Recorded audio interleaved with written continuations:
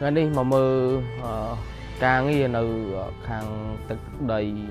នៃខេត្តត្បូងឃ្មុំពុកម៉ែបងប្អូនហើយការងារនេះផងដែរបានបងថ្លៃខ្ញុំគាត់ជួយតំណងការងារឲ្យហើយរឿងពួកគេចក់ប្រហែលវងទាំងនិយាយរួមទៅជុំវិញមកទូផ្ទះទាំងអស់តែម្ដងជុំវិញផ្ទះតែម្ដងពុកម៉ែបងប្អូនហើយខាងមុខនោះមានហ្វិចមានហ្វិច6ផ្ទាំងហើយនិយាយរួមទៅគាត់បញ្ញាប់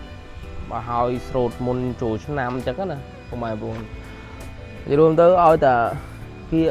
ចិត្តដល់ថ្ងៃចូលឆ្នាំគឺពេលដែលពុកម៉ែបងប្អូនយើងថាផ្ទះក៏គាត់ធ្វើសាងសង់ចិត្តនឹងហើយគឺបុកធ្វើមិនchoគាត់ចង់ឲ្យមុនចូលឆ្នាំអញ្ចឹងណាឥឡូវបានថាគាត់មានសាច់ញាតិគាត់បងប្អូនគាត់មកលេងអញ្ចឹងបានសម្រាប់បានអីស្រួលអញ្ចឹងទៅបងប្អូនហើយទេសភាពនៅទឹកដីខេត្តត្បូងឃ្មុំស្រុកអូរាំងឪបងប្អូនហើយដីមើលដីរូបដីដាំអីក៏កើតដែរបងប្អូនអរគ្នាដីមើលដាំស្អីក៏កើតដីលខ្មៅខ្មៅលវឹកតែម្ដងដីមើលទៅជីហ្មងដីកុំឲ្យលេងធីបរាប់ពេកយើងបន្តការងារយើងព្រោះទៅមកដល់និយាយរួមទៅមកដល់យប់មិញដល់យប់មិញព្រឹកឡើងយើង